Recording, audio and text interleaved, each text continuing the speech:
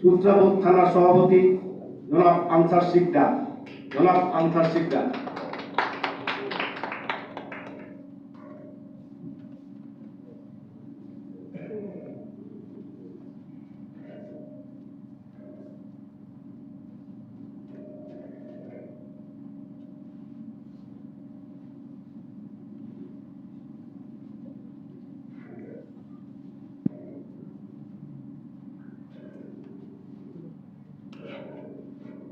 বিসমিল্লাহির রহমানির রহিম।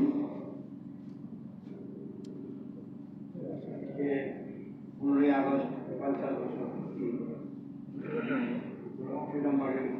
অনুষ্ঠান উপলক্ষে আছে সবার সম্মানিত সভাপতি, উপস্থিত কেন্দ্রীয় অতিথিবৃন্দ, আসসালাম।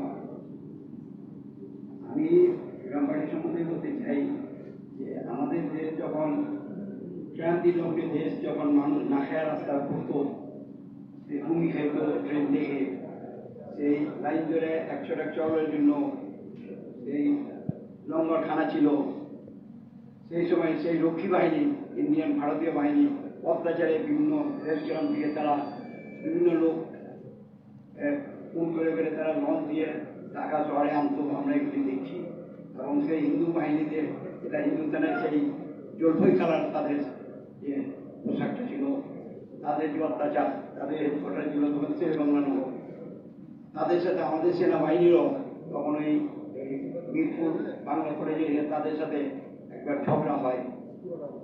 সেই মিরপুর রাজার সময়, এই সময় তখন সে আওয়ামী লীগের যে অত্যাচার মানুষ অবলম্বন করছে দৈনিক, তারা প্রায় 20-30টা ব্যাংক ডাকাতি করতো। মরে মরে তখন হাইজ্যাক ছিনতাই কেউই নাম বলতো না, মানুষ ছিল চোর ডাকাত।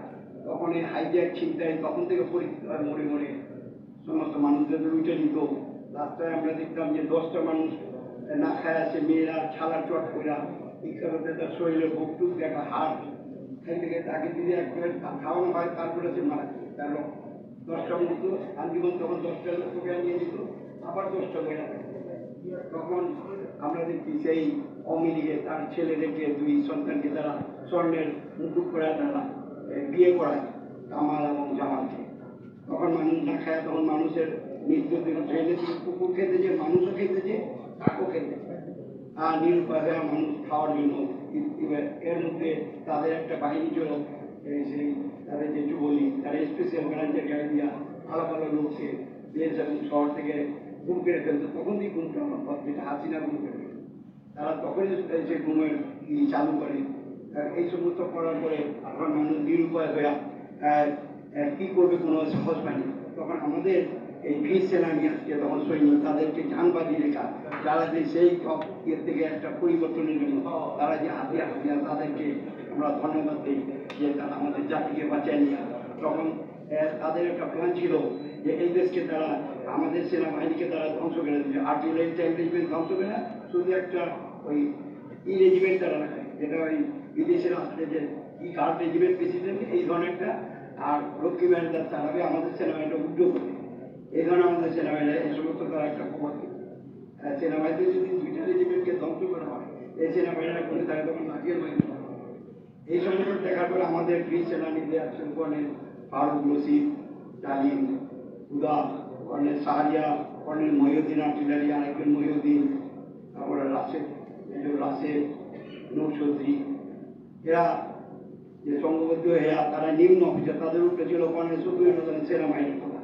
তাদেরকে তারা আটকে সেই আমাদের তখন মিশর আমাদেরকে প্রায় 30টা আমাদের ট্যাঙ্ক দিল, ট্যাঙ্কের মধ্যে কোনো গোলা নেই।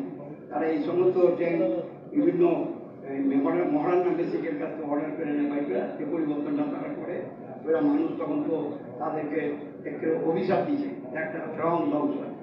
এত কিছু করার পরে এই বাহিনী দেখে আজকে আমাদের যে আজকে এই দেশের যে আজকে তখন থেকে বলছে যে আমি করতে খাওয়াই এইগুলি পেলাম, যে আমরা স্বাধীন করলাম কিসের জন্য। সে বলছে আমাদেরকে 4 আনাসের চাল খাওয়াবে, তখন আমরা চাল খেতাম 7 আনাসের, চাল ছিল 3 আনাসের, চাইলের নিচে ছিল ডাইল। এখন চাল 92 টাকা হয়, ডাইল হয় 140 টাকা। আমাদের ডিসিপ্লিন সব ভঙ্গ করে দিচ্ছে এই শেখ মুজিব। আমাদের এই জাতি বাঙালি কোনো সময় বিশৃঙ্খলা জাতি ছিল না, তারা একটা মার্ডারকে ভয় পাইত।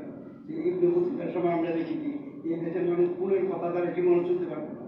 আর এখন এই তখন থেকে যে খুন আরম্ভ হয়েছে, এখন আমাদেরকে আবার খুনের করে তারা ওই একটা রাজাকার শব্দ দিয়া। এখন আমি যদি আপনার নাম কি ভাই, আমার নাম আব্দুল রহিম, আমাকে বলে দেয় আপনি কি রাজাকার ছিলেন? আর যদি আমি বলি আপনার নাম গৌরবজন্ম পাবে, আপনাকে খাঁটি বাঙালি মুক্তিযোদ্ধা। এই ধরনের আমাদের কিন্তু একটা ক্লাস সৃষ্টি করে আমরা এখনো খুন, আজকে 50-54 বছর এখনো খালি খুনই চলছে। এই খুন আর কবে বন্ধ হবে? এগুলি আমরা সম্পূর্ণ বন্ধ চাই। আমাদের বিএসসি যারা আজকে পুরস্কার পাওয়ার জন্য তাদেরকে জুডিশিয়াল হত্যার মাধ্যমে সেই ইন্ডিভিজুয়াল বিলকে তারা বাতিল করে তাদেরকে বিচার রোধ করা ছিল, কিন্তু সে হাসিনা সরকার সেই ইন্ডিভিজুয়াল বিলকে তারা স্তব্ধ করে তাদেরকে একটা বিচারে মিথ্যা বিচারের মাধ্যমে জুডিশিয়াল কু যেটা বলে অর্থাৎ খুন করা হয়। আমরা এইগুলি খুনেরও বিচার চাই। আর আমাদের নেতৃবৃন্দকে যে আজকে বাইরে পড়ে গেছে ইন্ডিভিজুয়ালকে বহাল করে আমাদের সেই নেতৃবৃন্দকে দেশে ফিরিয়ে আনা হোক, এই আমার বক্তব্য বলে আমি